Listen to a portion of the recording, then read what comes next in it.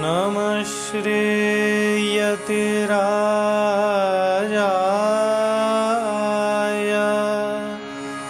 विवेकानन्दसूरये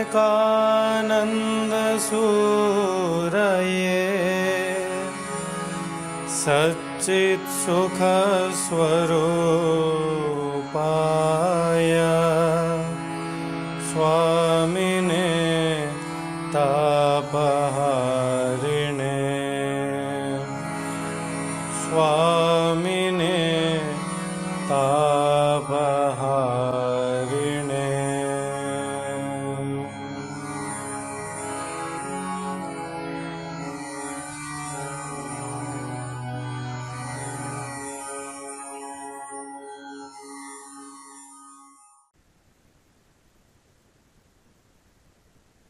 ओम शन्नो मित्रश्यं वरुणः शन्नो भवत्वर्यमा शन्न इन्द्रो बृहस्पतिः शन्नो विष्णुरुक्रमः।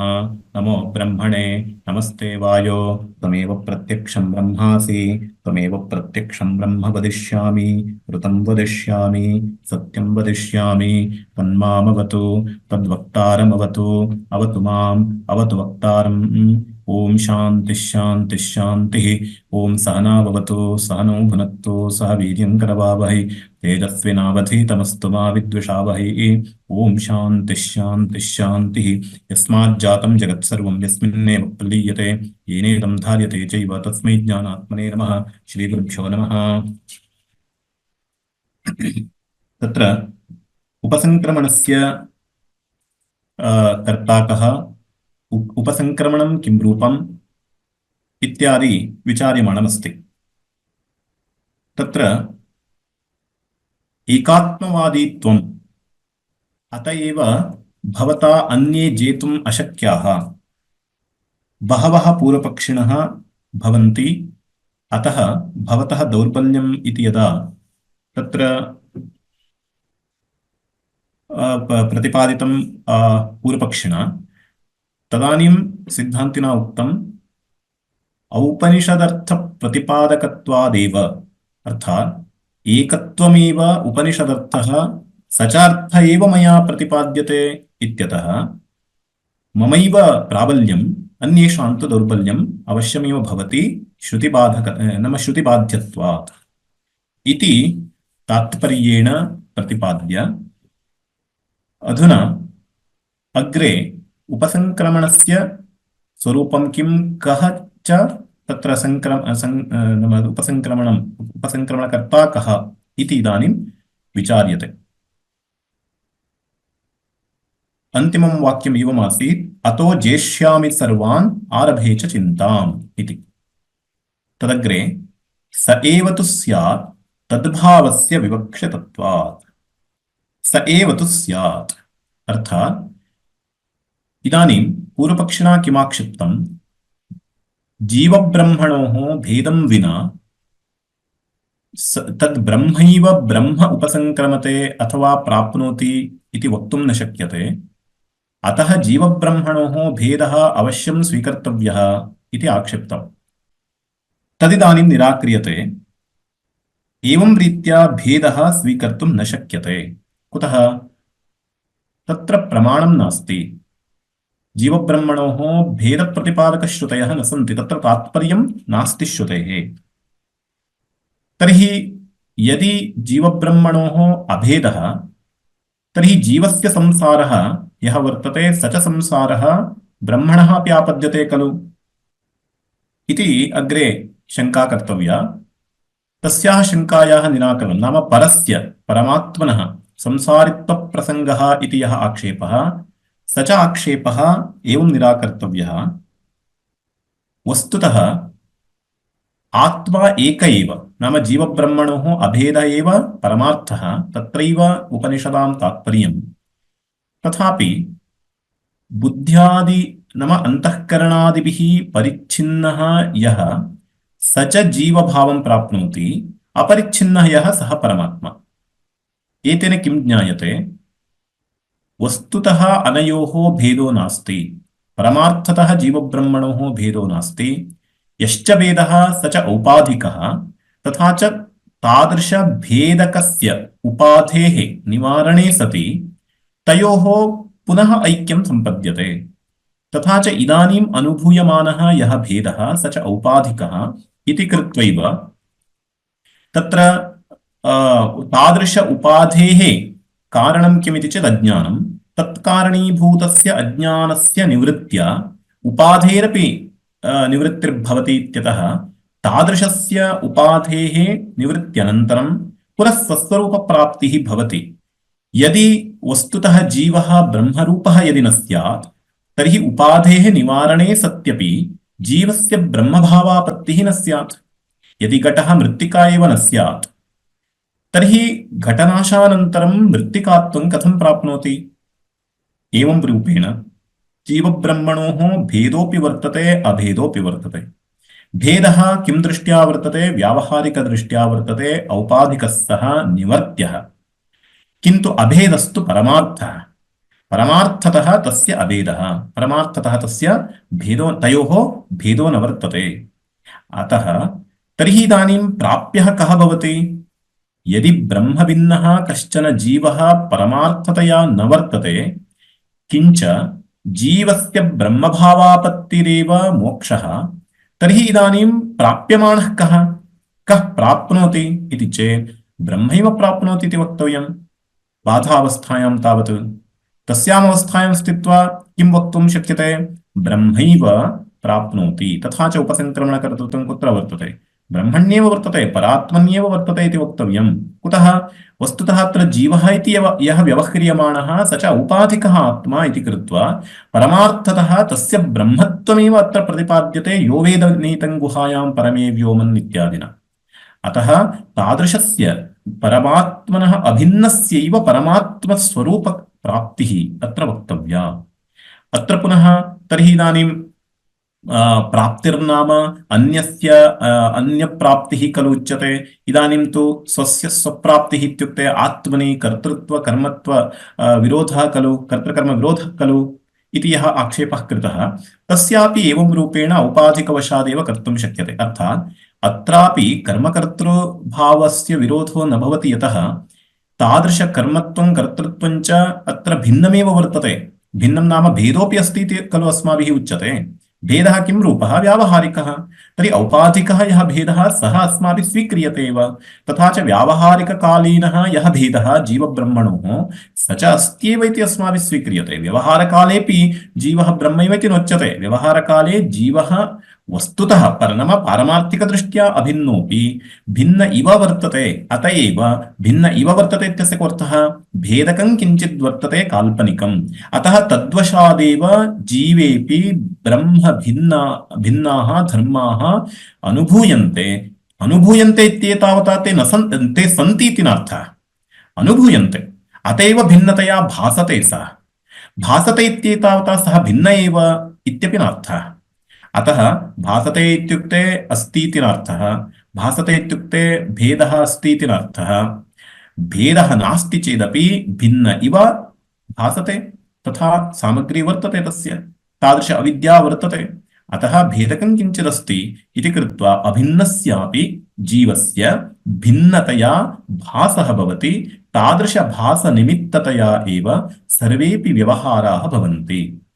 अतः इदानीं व्यवहारस्यापि व्यवस्थापनं कृतं भवति तर्हि इदानीं जीवः ब्रह्मणः अपेक्षया भिन्नो वा अभिन्नो वा इति प्रश्ने सति वेदान्तिभिः कथं वक्तव्यं भिन्नो वा अभिन्नो वा इति एकम् उत्तरं वक्तुं न शक्यते व्यावहारिकदृष्ट्या भिन्नश्चेदपि पारमार्थिकदृष्ट्या अभिन्नः इति वक्तव्यं तर्हि इदानीं प्रश्नः कस्यां स्थितौ भवता उच्यते किं व्यावहारिकदृष्ट्या पृच्छते नाम व्यवहारावस्थायां जीवः ब्रह्मणः अपेक्षया भिन्नः वा न वा इति पृच्छते उत पारमार्थिकावस्थायाम् अत्र तु उपसङ्क्रमणं पारमार्थिकावस्थायाम् उच्यते तथा च एवं रूपेण कोशात् कोशान्तरं प्राप्नुवन् सः अन्तिमतया सः स्वस्वरूपं प्राप्नोति यदि स्वस्वरूपं प्राप्नोति इत्यस्य कः आशयः स्व अभिन्नस्वरूपं प्राप्नोति इत्याशयः तथा च ब्रह्मस्वरूपं जीवात् अभिन्नं चेत् तर्हि जीवः यदा आसीत् तदानीमपि सद्ब्रह्मैव आसीत् अतः तादृशः जीवः अत्र उपसङ्क्रमणकर्ता वर्तते यश्च जीवः पारमार्थिकदृष्ट्या ब्रह्मा भिन्नः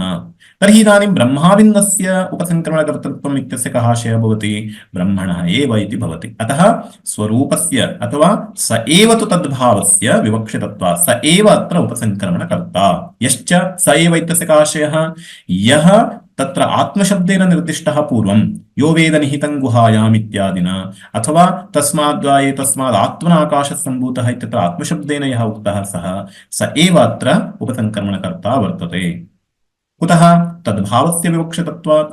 ब्रह्मविदाप्नोति परम् इत्यनेन ब्रह्मभावापत्तिः अत्र विवक्षिता अस्ति। अत एव पर एव अत्र उपसङ्क्रमणकर्ता इति ज्ञायते। तद्विज्ञानेन परमात्मभावो हि अत्र विवक्षितः।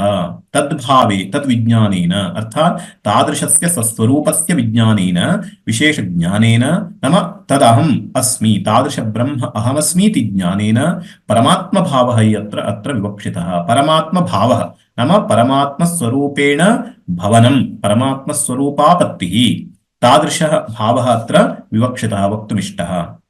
ब्रह्मविदाप्नोति परम् इति तथा च ब्रह्मविदाप्नोति इति सूत्रवाक्यं यद्वर्तते तादृशेन सूत्रवाक्येन इदमेव विवक्षितमासीत्। न हि अन्यस्य अन्यभावापत्तिरुपपद्यते। यदि जीवापेक्षया ब्रह्म भिन्नम् इति परमार्थतया यदि चिन्त्यते तदानीम् अन्यः जीवः ब्रह्म प्राप्नोति अन्यत् स्वरूपं ब्रह्मस्वरूपं प्राप्नोति इति जातम्। तथा च घटः पटरूपं प्राप्नोति इति यथा न सम्भवति तद्वदत्रापि असम्भवः इति दोषः स्यात्। अतः अन्यस्य अन्यभावापत्तिः वक्तुं न शक्या। तथा च जीवः ब्रह्म प्राप्नोति नाम ब्रह्मभावं प्राप्नोति इति यदि श्रुतिर्वदति तर्हि तस्याः श्रुतेः कः आशयः भवति? वस्तुतः जीवरूपेण यः वर्तते सः वस्तुतः पारमार्थिकदृष्ट्या ब्रह्मैव, किन्तु इदानीं भेदकं किञ्चित् औपाधिकं किञ्चित् कारणात् अभिन्नोऽपि जीवः भिन्न इव व्यवह्रियते इत्याशयः भवति। तथा च तादृशं काल्पनिकं किम् इत्युक्ते व्यावहारिकम् अज्ञानमेव अथवा व्यावहारिकी अविद्या एव। तथा च तादृश अविद्या कारणतः अभिन्नोऽपि जीवः भिन्न इव जातः। न हि अन्यस्य अन्यभावापत्तिरुपपद्यते। ब्रह्मविदाप्नोति परम् इत्यनेन ब्रह्मभावापत्तिः या उच्यते तादृश ब्रह्मभावापत्तिश्रवणेनैव इदं ज्ञायते यत् अयं जीवः वस्तुतः न परस्मात् आत्मनः भिन्नः इति। यतः अभेदः खलु उच्यते अथवा तत्र लयः खलु उच्यते। लयः कुत्र भवति? एकत्वापत्तिः कुत्र भवति?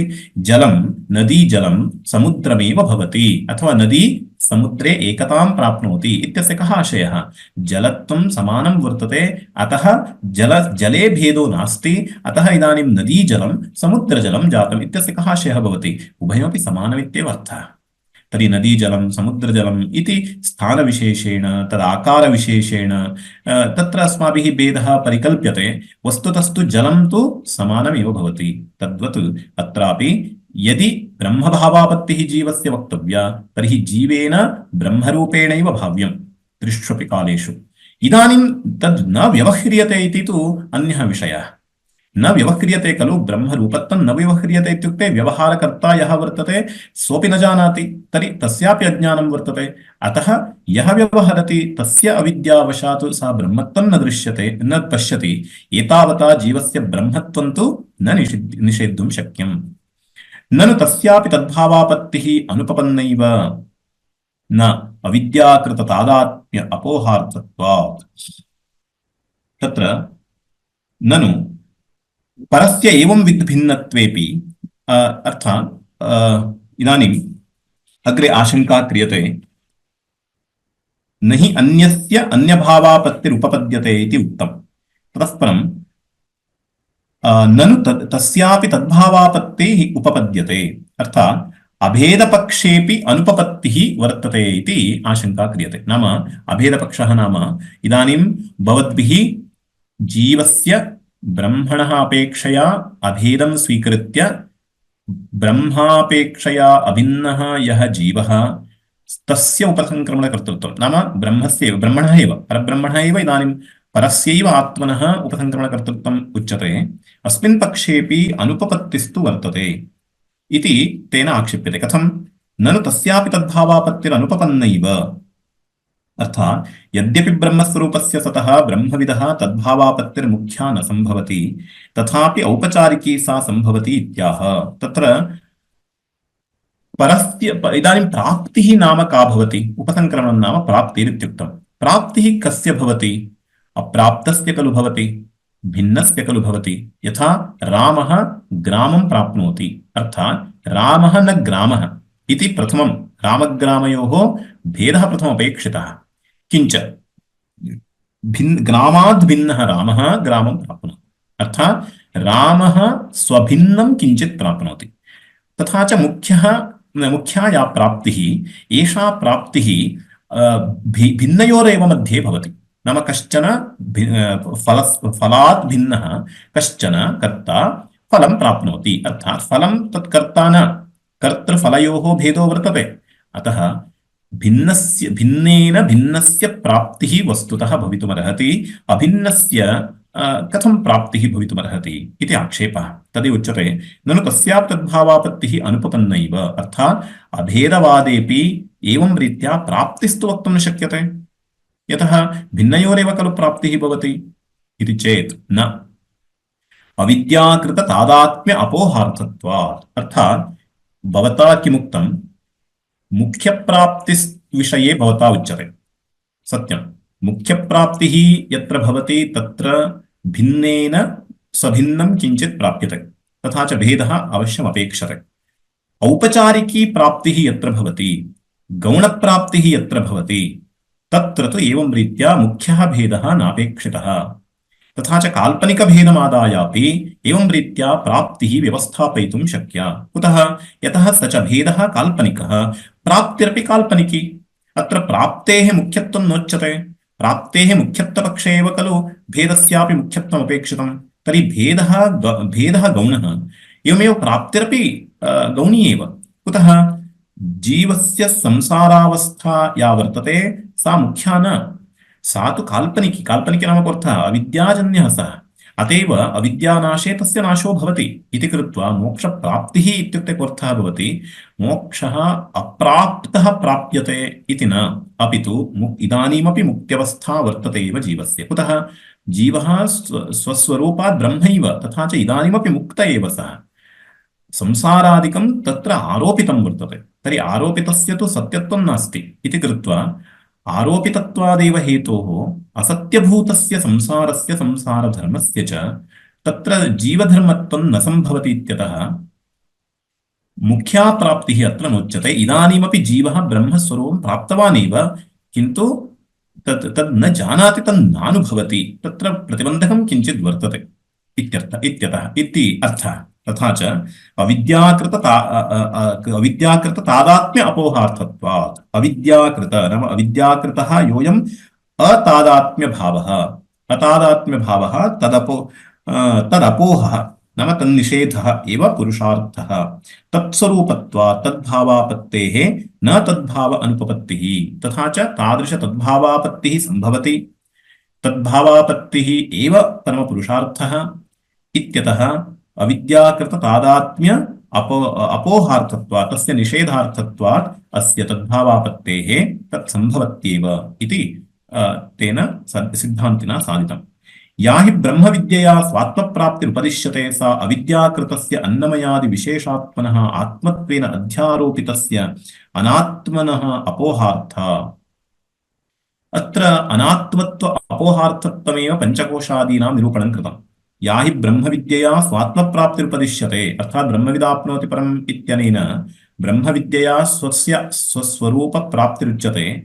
या स्वस्वरूपप्राप्तिः उपदिश्यते सा अविद्याकृतस्य अन्नमयादिविशेषात्मनः, अर्थात् अन्नमयादि आनन्दमयपर्यन्तं ये कोशाः अज्ञानकल्पिताः अथवा अज्ञानजन्याः तादृशाः सा अविद्याकृतस्य अन्नमयादिविशेषात्मनः, अर्थात् सा प्राप्तिः, सा तत्र स्वात्मप्राप्तिः अविद्याकृतस्य अविद्याजन्यस्य अन्नमयादि विशेषात्मनः, अन्नमयादि आनन्दमयान्तं ये विशेषात्मानः वर्तन्ते तेषाम् आत्मत्वेन अध्यारोपितस्य तथा च तेषु सर्वेष्वपि कोशेषु अहम् इति आत्मत्वबुद्धिः अहम् अन्नमयः अहं प्राणमयः इत्येवं तादात्म्यप्रतिपत्तिरस्ति इति कृत्वा अहं प्राणमयः इति न प्राणमयः आत्मा इति तथा च तत्र सर्वत्रापि तादात्म्य अध्यासः अस्ति इति कृत्वा तदपोहार्थः नाम तत्र तत्र विद्यमान आत्मत्वबुद्धिनिषेधार्थमेव एतेषां ग्रहणम् एतेषाम् उपदेशः कृतो वर्तते तथा च अविद्याकृतत्वादेव अन्नादिमयाः कोशाः न आत्मस्वरूपभूताः इति निषेधार्थमेव इदमुच्यते कथमेवमर्थता अवगम्यते नाम इत्युक्ते एतत् सर्वम् अविद्याकल्पितम् अत एव मुख्यप्राप्तिर्न अपि तु गौणीप्राप्तिः इति कथं ज्ञायते इत्यर्थः कथमेवमर्थता अवगम्यते विद्यामात्रोपदेशात् अर्थात् तत्र प्रश्नः कः देवदत्तस्य ग्रामादिप्राप्तिवत् अत्र मुख्यां प्राप्तिं विहाय अमुख्यप्राप्त्यर्थकता फलवाक्यस्य केन हेतुना अवगम्यते नाम भवद्भिः अमुख्या प्राप्तिः खलु अत्र उच्यते मुख्यप्राप्तिश्च मुख्यः भेदः अपेक्षितः भवति अत्र भेदोऽपि गौणः इति कृत्वा प्राप्तिरपि गौणी इत्युच्यते भवद्भिः सिद्धान्तिभिः तर्हि इदं कथं ज्ञायते इत्यर्थः तदुच्यते विद्यामात्रोपदेशात् अर्थात् परप्राप्त्यसाधनत्वेन ब्रह्मविदाप्नोति इति विद्यामात्र उपदेशात् तत्र सकार्य अविद्यानिवृत्तिरेव परप्राप्तिरिति गम्यते इत्यर्थः नाम विद्यामात्र उपदेशात् नाम केवलम् अत्र विद्या उपदिश्यते विद्या उपदेशमात्रेणैव अविद्यायाः निवृत्तिर्भवति तद्वारा अविद्याजनितस्य सर्वस्यापि कार्यप्रपञ्चस्य नाशो भवति अतः केवलम् अत्र किं ज्ञायते विद्यायाः उपदेशः श्रूयते विद्यया अविद्या निवर्तते अविद्यानिवृत्तिरेव वस्तुतः फलं न तु अन्यस्य प्राप्तिः आत्मनः प्राप्तिः इति न आत्मनः नाम प्राप्तस्यापि आत्मनः अप्राप्तिभ्रमः वर्तते खलु आत्मा न प्राप्तः इति तादृशभ्रमं प्रति कारणीभूत अविद्यायाः निवारणमात्रं कर्तव्यमस्ति न तु यत्किञ्चित् प्राप्तव्यमस्ति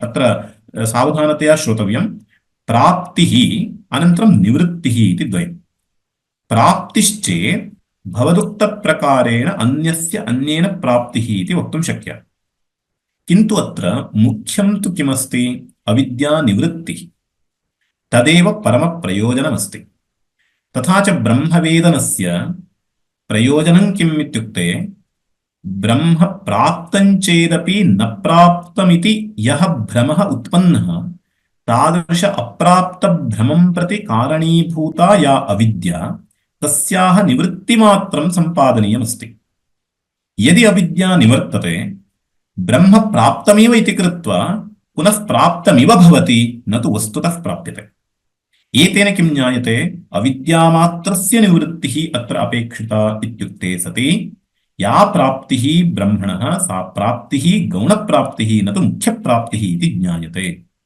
इत्यर्थः अतः एतेन एवमर्थता अवगम्यते इति प्रश्नं खलु एतेन एवमर्थता अवगम्यते कथम् अविद्यानिवृत्तिमात्रं परमपुरुषार्थः तेनैव प्राप्तस्यैव पुनः प्राप्तिः भवति इव तेन मुख्या प्राप्तिर्न सा इति उक्तं भवति विद्यायाश्च दृष्टं कार्यम् अविद्यानिवृत्तिः विद्यायाः कार्यं किं विद्यया किमपि अन्यत् प्राप्यते इति न उदाहरणार्थं शुक्तौ रजतम् आरोपितम् तर्हि इदं रजतमिति व्यवहरति इदं रजतमिति यदा व्यवहरति तदानीम् इदं रजतं न अपि तु शुक्तिः इति यदा ज्ञानमुत्पन्नं तज्ज्ञानं किं करोति तज्ज्ञानम् आरोपितस्य रजतस्य निषेधं करोति नाम आरोपितं यद् रजतं तदेव तत् इति यद् तेन आरोपितमासीत् तन्निवारणद्वारा अधिष्ठानस्य ज्ञानं जनयति इत्येतावता शुक्तिः प्राप्यते इति न शुक्तिः प्राप्ता एव सः इदानीं शुक्तिमेव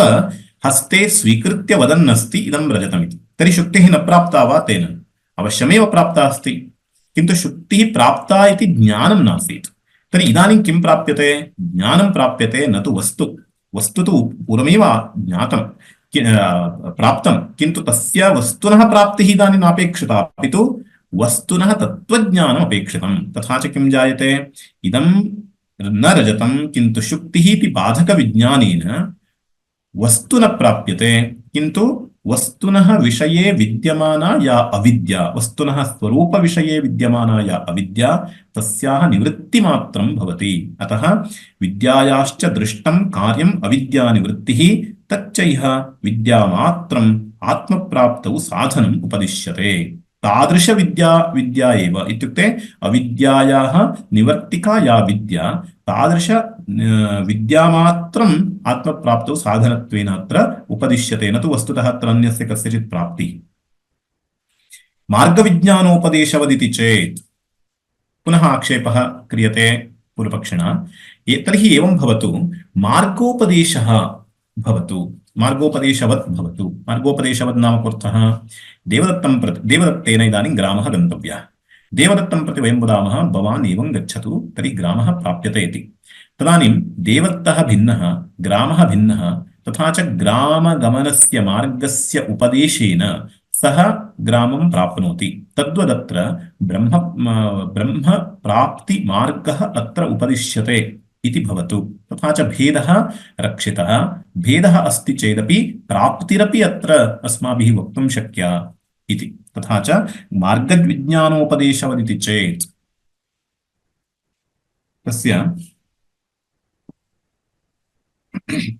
एकनिमिषम्, यथा तत्र मार्गविदाप्नोति ग्रामं ब्रह्मविदाप्नोति परम् इति स्थाने मार्गविदाप्नोति ग्रामम् इति यदि वाक्यं भवति चेत् यः मार्गवित् सः ग्रामं प्राप्नोति इति यथा उच्यते, तद्वत् ब्रह्मविदाप्नोति परम् इत्यत्रापि उच्यते। अर्थात् ब्रह्मवित् यः तत्र मार्गं जानाति सः ग्रामं प्राप्नोति। तद्वत् इदानीं यः ब्रह्म प्राप्ति साधनं जानाति, मार्गं जानाति, सः ब्रह्म प्राप्नोति इति भवतु। तथा च भेदोऽपि रक्षितः भवति, भेदः त्यक्तव्यः इति नास्ति खलु इति चेत् तदानीम् उच्यते, तथा तु वक्तुं न शक्यते। कुतः? तदात्मत्वे विद्यामात्र साधनोपदेशो अहेतुः। तदात्मत्वे अर्थात् तत्र तु किं भवति, गन्ता यः वर्तते, ग्रामं गच्छति कश्चन, ग्रामं यः गच्छति देवदत्तः सः गन्ता। गन्ता गम्यात् ग्रामात् भिन्नः खलु। तथा अत्रापि किं भवति, यदि ब्रह्मणः भेदः तु स्वीकर्तुं न शक्यः, अतः तदात्मत्वे विद्यामात्र साधनोपदेशो अहेतु। यदि अन्यद् वस्तुतः स्वभिन्नं किञ्चिदन्यत् प्राप्तव्यं स्यात्, वस्तुतः तत्र प्राप्तिः मुख्या प्राप्तिः इति यदि उच्येत, तदानीं केवलं विद्यायाः साधनत्वं न उक्तं स्यात्। कुतः? कारकापेक्षत्वात्। केवलं ज्ञानेन रामः ग्रामं न प्राप्नोति। तथा च मुख्यप्राप्तिः यत्र यत्र भवति, एतेन एका व्याप्तिः ज्ञायते, यत्र यत्र मुख्या प्राप्तिः तत्र तत्र ज्ञानभिन्नस्य कस्यचन उपदेशः वक्तव्यः। पश्यतु, तत्र मुख्या प्राप्तिः कुत्र भवति? देवदत्तस्य ग्रामप्राप्तिः। देवदत्तः भिन्नः, प्राप्यमाणः ग्रामोऽपि भिन्नः। अत एव तत्र भेदो वर्तते। अत एव परस्परं नाम प्राप्य प्रापकयोः नाम प्राप्य भेदो वर्तते। यत् प्राप्यं यः प्राप्ता तयोः भेदो वर्तते, अत एव तत्र मुख्यप्राप्तिः। किन्तु अत्र ज्ञानं तु न पर्याप्तं भवति। अर्थात् ग्रामः एवमस्ति इति ज्ञानमात्रेण सः ग्रामं न प्राप्नोति। किं कर्तव्यं भवति? गन्तव्यं भवति, क्रिया अपेक्षिता भवति। क्रियार्थं साधनानि नानाविधानि अपेक्षितानि भवन्ति, तान्येव कारकाणि इत्युच्यन्ते। तथा च अत्र मुख्या प्राप्तिः यत्र भवति तत्र कारकाणाम् अपेक्षा भवति। अतः केवलज्ञानोपदेशः यत्र क्रियते तत्र मुख्या प्राप्तिर्न इत्येव अर्थः। यत्र ज्ञानभिन्नं किञ्चिदन्यदपि उपदिश्यते, उदाहरणार्थं ग्रामस्य विषये उक्त्वा मार्गस्य विषयेपि उक्त्वा ततः परं कारकमपि उच्यते। अश्वेन गन्तव्यं, पद्भ्यां गन्तव्यम् इति किञ्चित् साधनान्तरमपि उपदिश्यते। तथा च ज्ञानेन साकं कारकम् अन्यद्यदि उपदिश्यते तदानीं मुख्यप्राप्तिः। यत्र केवलं ज्ञानम् उपदिश्यते तत्र मुख्यप्राप्तिर्न इत्यर्थः, गौणप्राप्तिरेव। यथा इदं रजतम् इत्यत्र साधनान्तरं किमपि न उपदिश्यते, केवलं किम् उपदिश्यते? इदं रजतम् इत्यत्र नेदं रजतं किन्तु शुक्तिः इति तत्र ज्ञानमात्रं साधनं भवति। तर्हि यत्र ज्ञानमात्रं साधनं तत्र अविद्यामात्रं तद्भेदकारणम् इत्यर्थः। अविद्यामात्रं कारणं चेत् तत् कल्पितम् इत्यर्थः। तर्हि कल्पितस्य निषेधे ज्ञानमेव साधनं भवति, न तु अन्यत्। अत्र स्थितिः कथमस्ति? जगतः विषये अविद्या एव मूलकारणं वर्तते, जगतः सत्यत्वज्ञाने वा जगतः अस्तित्वज्ञाने वा। तथा च संसारस्य ज्ञाने अथवा अनुभवे अविद्या एव कारणं। तादृश अविद्या परिकल्पिता वर्तते ब्रह्मणि इत्यतः तादृशकल्पितस्य ज्ञानस्य निवारणार्थं केवलं ज्ञानं पर्याप्तं, न तु कारकान्तराणि। कारकान्तराणि अत्र नोपदिष्टानि। ब्रह्मविद् आप्नोति परम् इत्यत्र वित् वेदनं केवलम् उच्यते। वेदनं किं रूपं? ज्ञप्तिः अवबोधः इति आरम्भे एव उक्तं। ज्ञप्तिरवबोधः इत्युक्ते ज्ञानस्वरूपभूतमेव तत्र प्रतिपाद्यते, स्वरूपभूतं ज्ञानं प्रतिपाद्यते।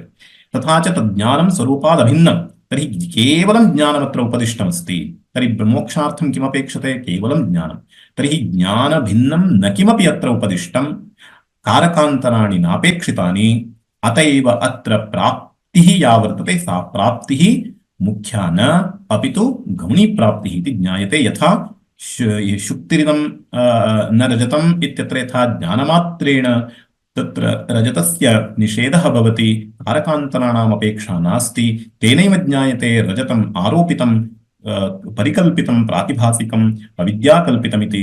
तद्वदत्रापि केवलविद्या उपदेशेन जगतः वस्तुतः भेदो न वर्तते। वस्तुतः भेद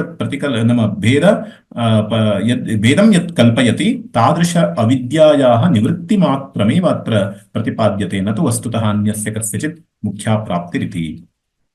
अतः मार्गविज्ञानोपदेशवदिति चेन्न तदात्मत्वे विद्यामात्रसाधनोपदेशो अहेतुः। कस्मात्? तद्विव्रियते देशान्तरप्राप्तौ मार्गविज्ञानोपदेशदर्शनात्।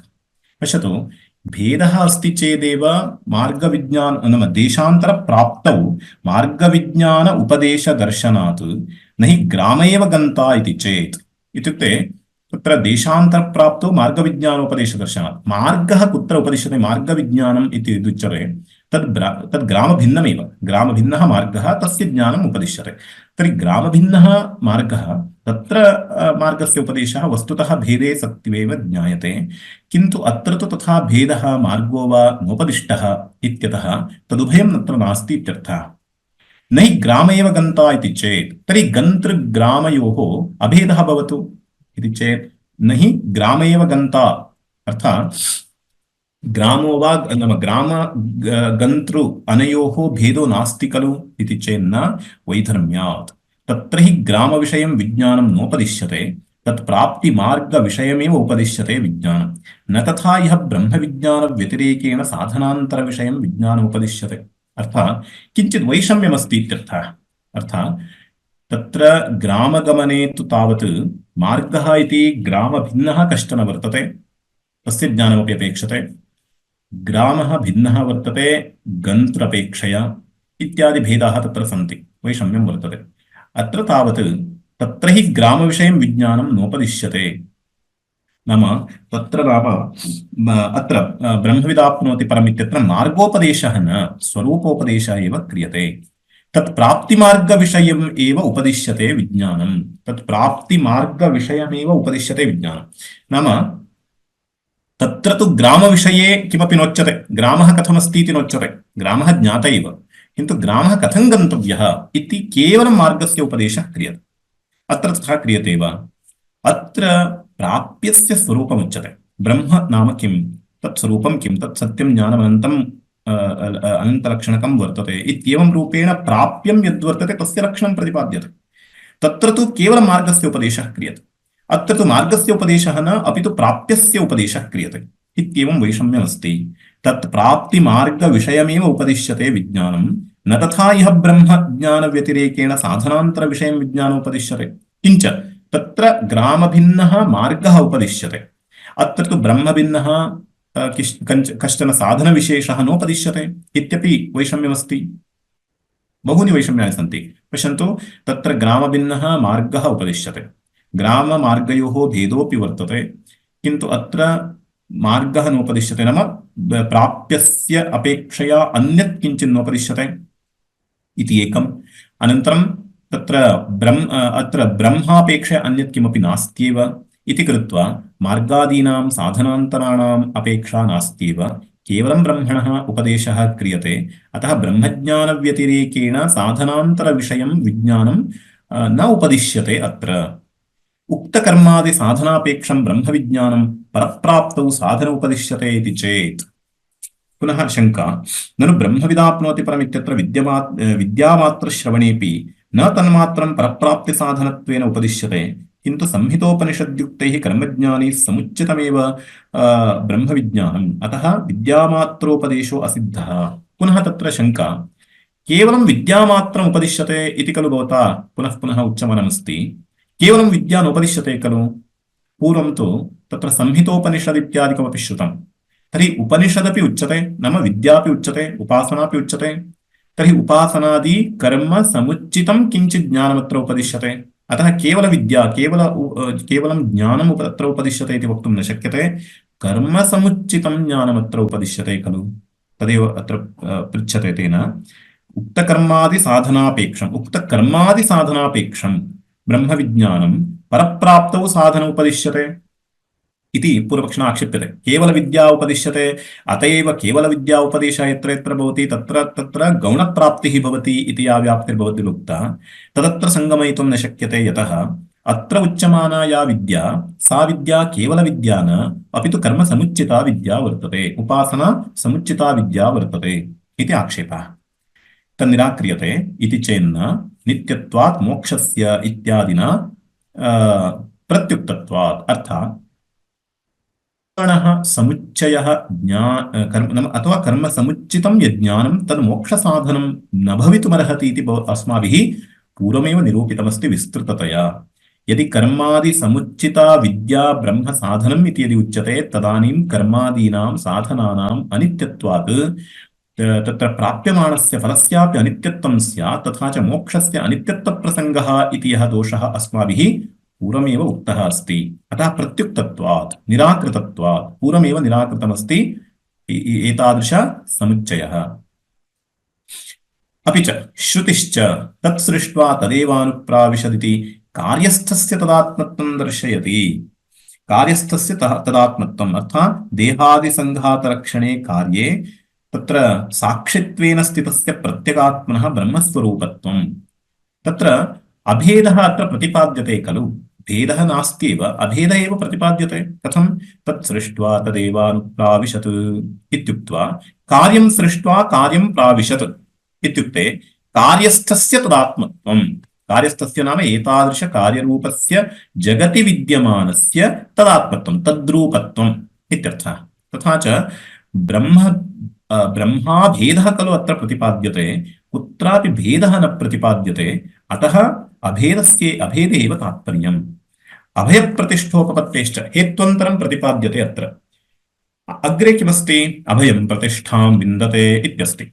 अभयं प्राप्नोति अथ सोऽभयं गतो भवति इत्यादिना अभयप्राप्तिः प्रतिपाद्यते खलु। अभयप्राप्तिः कदा भवति? भेदे सति तु न भवति। तदेव उच्यते अभयप्रतिष्ठोपपत्तेश्च यदि हि विद्यावान् स्वात्मनः अन्यं न पश्यति ततो अभयं प्रतिष्ठां विन्दते इति स्यात् भयहेतोः परस्य अन्यस्य अभावात्। यदि हि विद्यावान् नाम ज्ञानी, नाम ब्रह्मज्ञानी, स्वात्मनः अन्यं न पश्यति। विद्यावान् चेत् सः स्व आत्मनः भिन्नतया किमपि न पश्यति, सर्वात्मभावः तस्य वर्तते। तादृशस्य ततो अभयं प्रतिष्ठां विन्दते। यदा सः उदरमन्तरं कुरुते तदानीं भयं प्राप्नोति इति पूर्वमुक्तम्। उदरं नाम ईषदपि सः भेदं पश्यति चेत् भयं प्राप्नोति। यदि सः भेदं न पश्यति तदानीम् अभयं प्राप्नोति इति पूर्वमुक्तमासीत्। तथा च विद्यावान् स्वात्मनः अन्यं न पश्यति ततो अभयं प्रतिष्ठां विन्दते। यदा सः ईषदपि भेदम् अन्तरं न कुरुते, न पश्यति भेदं, तदानीं सः अभयं प्रतिष्ठां च विन्दते इति स्याद् भयहेतोः परस्य अन्यस्य अभावात्। इयं तु अवस्था, अभयप्राप्त्यवस्था कदा भवति? स्वस्मात् भिन्नः कश्चन नास्ति इति यदा ज्ञानमुत्पद्यते तदानीमेव। स्वस्मात् भिन्नः कश्चन नास्ति इत्यस्य कः आशयः भवति? द्वैतस्य अभावः। द्वैतस्य निषेध एव। तथा च द्वैताभावोपलक्षित ब्रह्मनिर्विकल्पकनिश्चयः यदा भवति तदानीं सः अभयं प्रतिष्ठां विन्दते इति वक्तुं शक्यते। यावत्पर्यन्तं भवन्तः भेदं वदन्ति तदानीं यथा इदानीं ग्रामः देवदत्तः तर्हि गन्तृ प्राप्यम् एत अनयोः भेदः वक्तव्यः इति यावत्पर्यन्तम् उच्यते तत् स्वीकृत्य अत्रापि ब्रह्मप्राप्तिरस्ति इति कृत्वा मुख्यां प्राप्तिं स्वीकृत्य तयोः भेदोऽपि उच्यते चेत् अभयप्रतिष्ठावचनं विरुध्यते। तथा च श्रुतौ अभयं प्रतिष्ठां विन्दते इति अस्ति खलु तद्विरुध्येत। एतेनापि किं ज्ञायते अत्र अभेद एव विवक्षितार्थः इति ज्ञायते। अन्यस्य च अविद्याकृतत्वे विद्यया अवस्तुत्वदर्शनोपपत्तिः तद्धि द्वितीयस्य चन्द्रस्य असत्त्वं यदतैमिरिकेण चक्षुष्मता न गृह्यते। अन्यस्य च अविद्याकृतत्वे विद्यया अवस्तुत्वदर्शनोपपत्तिः इत्यर्थः। अर्थात् इदानीं द्वितीयस्य नाम द्वैतस्य यदि अविद्याकृतत्वम् उच्यते अविद्या परिकल्पितत्वम् उच्यते तदानीं विद्यया अवस्तुत्वदर्शनोपपत्तिः विद्यया अवस्तुत्व इत्यस्ति वा विद्यया अवस्तुत्वदर्शनोपपत्तिः अर्थात् वस्तुत्वेन नाम अविद्यावशात् वस्तुत्वेन यत् परिकल्पितवान् तादृश अवस्तुनः वस्तुत्वम् अवस्तु क्रियते पुनः। अर्थात् रजतस्य सत्यत्वं ज्ञातवान् सः रजतं सत्यम् इदं रजतम् इति ज्ञातवान् तर्हि रजते सत्यत्वम् आरोपितवान् खलु नाम शुक्तौ रजतम् आरोप्य तादृशस्य रजतस्य सत्यत्वं यः मनुते सः पुनः इदं रजतं मिथ्या इति पुनः सः तस्य ज्ञानं भवति। तत् कदा सम्पद्यते इति चेत् यदि रजतस्य अविद्याकृतत्वे सत्येव भवति। यदि रजतं सत्यं तदानीं तत्र विद्यया अवस्तुत्वदर्शनं तु न भवति खलु। विद्या नाम का भवति वस्तुनि नाम तद्वति तत्प्रकारकज्ञानं रजतं चेत् रजतम् इत्येव गृह्येत तदानीं परमात्मकं ज्ञानम् इत्युच्यते। इदानीं तु किं भवति इदं रजतं न इति गृहीतस्य निषेधः क्रियते। तर्हि निषेधः क्रियते इत्युक्ते कोऽर्थः पूर्वं यद् गृहीतं तत् काल्पनिकं कल्पितम् अध्यस्तम् इति वा ज्ञायते। अतः अन्यस्य च अविद्याकृतत्वे एतादृशस्य द्वैतस्य अविद्याकृतत्वे एव विद्यया अवस्तुत्वदर्शनं सिद्ध्यति। तत्तु प्रतिज्ञायते एव ब्रह्मविदाप्नोति परमित्यनेन नेहना नास्ति किञ्चन इत्यादिभिः श्रुतिभिः द्वैतस्य निषेधः क्रियते साक्षात्। तर्हि निषेधेन क्रियमाणेन श्रुत्या क्रियमाणेन द्वैतस्य निषेधेन द्वैतं सर्वम् आरोपितम् इति ज्ञायते। कुतः यन्निषिध्यते तदारोपितम् इति व्याप्तिः। अतः आरोपितमेव निषिध्यते आरोपितमेव बाध्यते बाध्यमानत्वादेव मिथ्यात्वं तर्हि यस्य मिथ्यात्वं तस्य आरोपितत्वमेव। अतः अन्यस्य च अविद्याकृतत्वे विद्यया अवस्तुत्वदर्शनोपपत्तिः तद्धि द्वितीयस्य चन्द्रस्य असत्त्वं यदतैमिरिकेण चक्षुष्मता न गृह्यते। द्वितीयस्य चन्द्रस्य असत्त्वं तथा च वस्तुतः द्वितीयः चन्द्रः नास्ति किन्तु तैमिरिकदोषेण तिमिरकृतदोषेण तथा गृह्यते किन्तु अतैमिरिकेण चक्षुष्मता न गृह्यते। द्वितीयः चन्द्रः तिमिरदोषः यस्य नास्ति तेन तु न गृह्यते। अतः अविद्यापरिकल्पितत्वं तत्र ज्ञायते। नैवं न गृह्यते इति चेन्न अर्थात् तर्हि भवतापि नाम एतादृश अद्वितीयत्वं यद्वर्तते ब्रह्मणः तद् भवतापि न गृह्यते खलु। नैवं न गृह्यते एवं न गृह्यते इत्यस्य का आशयः द्वैतस्य दर्शनं न भवतीति न द्वैतस्य दर्शनं सदा सर्वदा भवति इत्यस्य का आशयः भवति अद्वैतं ज्ञायते अद्वैतं न ज्ञायते इत्यर्थः। द्वैतं सर्वदा दृश्यते इत्यस्य का आशयः अद्वैतं सर्वदा न दृश्यते इत्यर्थः। तर्हि आक्षेप्तुः कः आशयः भवति नैवं न गृह्यते इत्यस्य का आशयः इदम् एकमेवाद्वितीयम् इति ज्ञायते वा भवतापि इत्याशयः। तत्तु नास्ति इति चेन्न इति पुनः तन्निराक्रियते सिद्धान्तेन। कथं सुप्तसमाहितयोः अग्रहणात् अर्थात् सुप्तिः पश्यतु द्वैतं यदि सत्यं स्यात् सर्वासु अवस्थासु तद्वैतं गृहीतं स्यात्। यत् सत्यं तत् सर्वदा गृह्येत। नाम तदेव तस्य स्वरूपं स्यात्। सुषुप्त्यवस्थायां द्वैतं गृह्यते वा? न गृह्यते। समाध्यवस्थायां तत्र द्वैतं गृह्यते वा? न गृह्यते। तथा च व्यभिचारप्रदर्शनं क्रियते कथं कुत्र? तत्र सुषुप्त्यवस्थायाम् एवमेव समाध्यवस्थायां च। तथा च सुषुप्ते अग्रहणं तत्र सुषुप्तसमाहितयोः अग्रहणात् इति तत्र व्यभिचारं प्रदर्शयति सिद्धान्ति। सुषुप्त्यवस्थायां तत्र द्वैतं न गृह्यते, अद्वैतमेव गृह्यते। समाध्यवस्थायां द्वैतं न गृह्यते, अद्वैतमेव गृह्यते। तर्हि स्थलद्वये अस्ति खलु अद्वैतस्य भानं, द्वैतस्य अभानम् उभयमपि। तदानीं पूर्वपक्षी पुनः आक्षिपति सुषुप्ते अग्रहणम् अन्यासक्तवदिति चेत् सुषुप्त्यवस्थायां कुतः न गृह्यते इति चेत् सुषुप्ते अग्रहणम् अन्यासक्तवत्, अर्थात् यथा इषौ आसक्तः नाम धनुषु आसक्तः कश्चन इषोः अग्रभागमेव लक्षयति, अन्यत् न किमपि दृश्यते तस्य। यथा अर्जुनः पक्षिणः तस्य चक्षुः एव दृष्टवान्, यदा द्रोणेन परीक्षणं कृतं तदानीं केवलं पक्षिणः चक्षुः मात्रं गृह्यते इत्युक्तवान्। तस्य कः आशयः भवति? अन्यासक्तमनः चेत् अन्यन्न जानाति सः, अन्यत्र तस्य मनसः एकीकरणं वर्तते इत्यतः तद्भिन्नं किञ्चित् सः न जानाति। अतः सुषुप्ते अग्रहणं, सुषुप्तौ किमर्थं द्वैतं न गृह्यते इत्युक्ते सः अन्यत्र आसक्तमनः वर्तते। अन्यासक्तवदिति चेत् न, सर्व अग्रहणात्। अत्र वैषम्यमस्ति दृष्टान्ते। कथं? दृष्टान्तः कः? तत्र धनुषु आसक्तमनः यः वर्तते इषुषु, तादृशस्य अन्य तद्बहिः विद्यमानपदार्थेषु विषयेषु तस्य ध्यानं न भवति, तस्य ज्ञानं न भवति इत्युक्तम्। किन्तु सर्व अग्रहणात् अर्थात् अत्र तु न कस्यापि ग्रहणं वर्तते इत्यर्थः। केवल आत्मानं विहाय न कस्यापि अन्यस्य ग्रहणं वर्तते, तत्र तु तथा नास्ति इति वैषम्यं वदति। सर्व अग्रहणात् इत्युक्ते इषुकारस्य हि सर्व अग्रहणं नास्ति। इषुकारः यः भवति तस्य किञ्चित् ग्रहणं तु वर्तते, सर्वथा अग्रहणं तु नास्ति। इषुग्रहणस्यैव सत्त्वात्। तथा च इषोः ग्रहणम् इति यद्वर्तते तत् सः जानाति, इषोः तत्र अग्रभागमपि जानाति, तथा च किञ्चित् सः जानाति। किन्तु सुषुप्तौ तु कथं भवति? सुषुप्त्यादौ तु न कस्यापि विशेषस्य ग्रहणं वर्तते, कस्यापि विशेषस्य ग्रहणं नास्ति। विशेषस्य नाम कोऽर्थः? नामरूपयोः ग्रहणं, कार्यस्य जगतः तत्र ज्ञानं तु नास्ति। अतः द्वितीयचन्द्रस्यैव द्वैतस्य कदाचित् अग्रहणात् असत्त्वमेव वक्तव्यम्।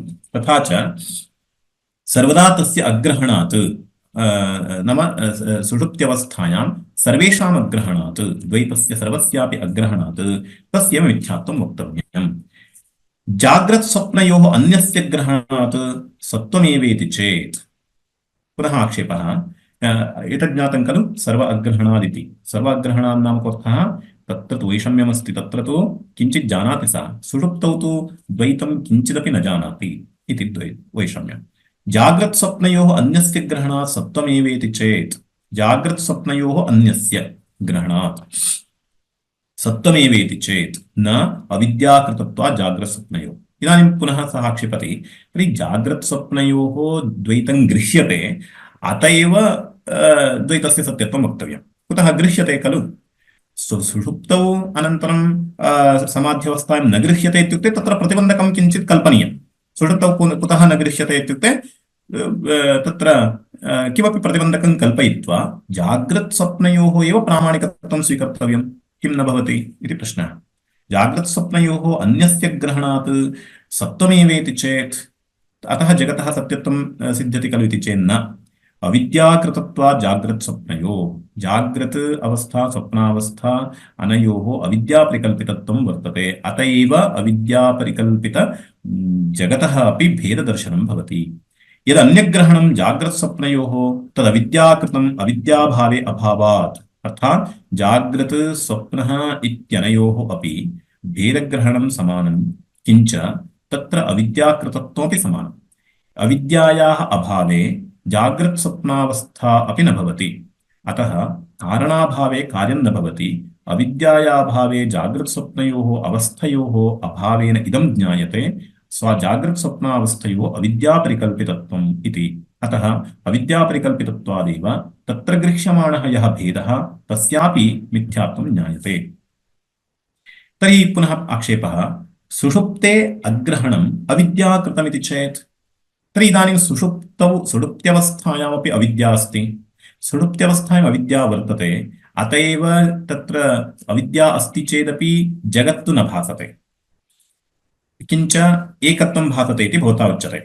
यदेकत्वं भासते आत्मनः सुषुप्त्यवस्थायां तत्रापि अविद्या अस्ति इति कृत्वा आत्मनः एकत्वभासः एव अविद्यापरिकल्पितः इति स्वीक्रियताम्। सुषुप्त्यवस्थायाम् एकत्वं गृह्यते, अविद्यापि वर्तते, तर्हि एकत्वग्रहणमेव अविद्यापरिकल्पितम् इति स्वीक्रियताम् इत्याशयः। तदानीं तत् निराक्रियते, न स्वाभाविकत्वात्, तत् स्वाभाविकत्वात् इत्यस्य विवरणं क्रियते। दृष्टान्तः दीयते, द्रव्यस्य हि तत्त्वम् अविक्रिया पर अनपेक्षत्वात् विक्रिया न तत्त्व पर अनपेक्षत्वात् विक्रिया न तत्त्वं परापेक्षत्वात्। नाम द्रव्यस्य रूपद्वयं भवितुमर्हति, एकं स्वरूपम् अपरन्तु तत्र विक्रिया इति। नाम विकारं प्राप्नोति, यथा मृत्तिका स्वस्वरूपेणापि भवति अनन्तरं विकारमपि प्राप्नोति, घटरूपेण विक्रियते। यदा घटरूपेण विक्रियते तदानीं तु विकारः इत्युच्यते, स्वरूपेण यदा तिष्ठति मृद्रूपेण तदानीं तु स्वरूपम् इत्युच्यते। तथा च द्रव्यस्य हि तत्त्वम् अविक्रिया, यस्य कस्यचित् द्रव्यस्य मृत्तिकाविशेषस्य वा भवतु स्वरूपं किं यन्न विक्रियते, नाम अविक्रियावस्था या वर्तते सैव तस्य, नाम त्रिषु कालेषु विद्यमाना या अवस्था तदेव तस्य स्वरूपम् परानपेक्षत्वात्। कुतः? इदानीं पश्यतु, जलस्य उदाहरणं स्वीकुर्मः। जलं शीतं वा उष्णं वा इति चेत् शीतत्वं तस्य स्वाभाविकः धर्मः, तत्र औष्ण्यं तु विक्रिय। कथं ज्ञायते तत्? त्रिषु कालेष्वपि जलं शीतमेव भवति, कदाचित् औष्ण्यं भवति। तर्हि यः धर्मः कादाचित्कः सः न स्वाभाविकः, सः न स्वभावः इति ज्ञायते। तर्हि जलस्य औष्ण्यं न स्वाभाविकम्, कुतः? विक्रियमाणत्वात्। शैत्यं तु न विक्रियते, अर्थात् पर अनपेक्षं वर्तते शैत्यम्। एवं खलु? जलस्य शीतत्वं प्रति, नाम जलस्य शीतत्वं सम्पादयितुं कस्यचन अन्यस्य अपेक्षा नास्ति, स्वरूपेणैव जलं शीतलमस्ति। अग्निः उष्णः वर्तते, स्वरूपेणैव तस्य औष्ण्यसम्पादनं कर्तव्यं, तदर्थं कारकाणि अपेक्षितानि इति स्वभिन्नकारकाणाम् अपेक्षा तत्र न वर्तते। तथा च यत् पर अनपेक्षं तत् तस्य स्वरूपं भवति। तदेव उच्यते, द्रव्यस्य हि तत्त्वम् अविक्रिया पर अनपेक्षत्वात्। तर्हि यत् पर अनपेक्षत्वे सति तत्र अविक्रियत्वं तत् तस्य स्वरूपं भवति। विक्रिया न तत्त्वं, यद् विक्रियते तत् तस्य स्वरूपं भवितुं नार्हति। कुतः? पर अपेक्षत्वात्। परस्य साधनस्य साधनान्तरस्य अपेक्षा तत्र भवति, अत एव तस्य स्वरूपं तन्न भवति, कादाचित्कमपि भवति। यत् कादाचित्कं तन्न तस्य स्वरूपं। न हि कारकापेक्षं वस्तुनस्तत्त्वं सतो विशेषः कारकापेक्षः विशेषश्च विक्रिया। न हि कारकापेक्षं वस्तुनस्तत्त्वम्, अर्थात् वस्तुस्वरूपार्थं कारकाणामपेक्षा नास्ति। सतो विशेषः कारकापेक्षः, कारकापेक्षः नाम वस्तुस्वरूपात् भिन्नः विशेषः, विशेषश्च विक्रिया। यश्च विशेषः यश्च भिद्यते स एव तस्य विशेषः भवति, यथा नामञ्च रूपञ्च। तर्हि तदर्थं साधनान्तराणाम् अपेक्षा भवति, किन्तु स्वस्वरूपार्थं साधनान्तराणाम् अपेक्षा नास्ति। वह्नेः औष्ण्यसम्पादनाय कारकान्तराणाम् अपेक्षा नास्ति खलु? तद्वत् जागृत्स्वप्नयोश्च ग्रहणं विशेषः। तर्हि विशेषः कः अत्र इति चेत् जागृत्स्वप्नावस्थयोः द्वैतं गृह्यते इति विशेषः। यद्धि यस्य न अन्यापेक्षं स्वरूपं तत्तस्य तत्त्वं, यदन्यापेक्षं न तत्तत्त्वं, तदेव विव्रियते। यद्धि यस्य न अन्यापेक्षम्, अन्यनिरपेक्षं यद्रूपं तदेव तस्य स्वरूपं, तत्तस्य तत्त्वम् इत्यपि उच्यते। यदन्यसापेक्षं न तस्य स्वरूपं भवितुमर्हति अन्याभावे अभावात् कुतः यदपेक्षया यत् तिष्ठति तद्विना तत् स्थातुं नार्हति तर्हि तदभावे तदभावः अतः तत् स्वरूपं न भवितुमर्हति यद्विनापि यद् भवितुमर्हति तत् स्वस्य स्वरूपम् तस्मात् स्वाभाविकत्वात् जाग्रत्स्वप्नवत् न सुषुप्ते विशेषः तस्मात् स्वाभाविकत्वात् अर्थात् सुषुप्तिः ग्रहणार्थं वा अग्रहणार्थं वा किञ्चित् अन्यत् अपेक्षते इति न तस्य स्वभावः स्वाभाविकः इति कृत्वा स्वाभाविकत्वात् जाग्रत्स्वप्नवत् न सुषुप्ते विशेषः अर्थात् सुषुप्तेः कश्चन विशेषः कश्चन भेदग्रहः कारकापेक्षत्वं वा न वर्तते स्वप्नावस्थायां जागृतावस्थायां च तावत् कारकापेक्षा वर्तते इन्द्रियापेक्षा वर्तते मनसः अपेक्षा वर्तते इत्येवं रूपेण साधनान्तराणाम् अपेक्षा वर्तते तदा तेषु सत्स्वेव अन्यस्य ग्रहणं भवति अतः इदं तु स्वाभाविकं न भवितुमर्हति अन्यापेक्षत्वात् येषां पुनरीश्वरः अन्यः आत्मनः कार्यञ्च अन्यत् तेषां भय अनिवृत्तिः भयस्य अन्यनिमित्तत्वात् सतश्च अन्यस्य आत्महान अनुपपत्तिः न च असतः आत्मलाभः इति इतोपि किञ्चित् वर्तते तदनन्तरं स्वीकुर्मः धन्यवादः शङ्का अस्ति वा नास्ति। ओम सहना भवतु सहनौ भुनक्तु सह वीर्यं करवावहै तेजस्विनावधीतमस्तु मा विद्विषावहै ओम शान्तिः शान्तिः शान्तिः।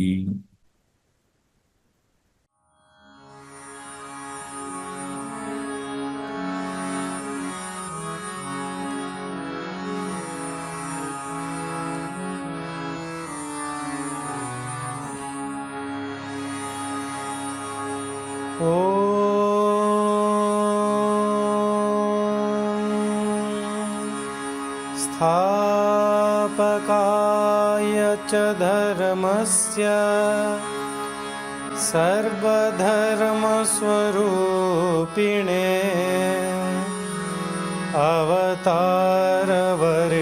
अवतारवरिष्ठाय रामकृष्णाय ते नमः रामकृष्णाय ते नमः।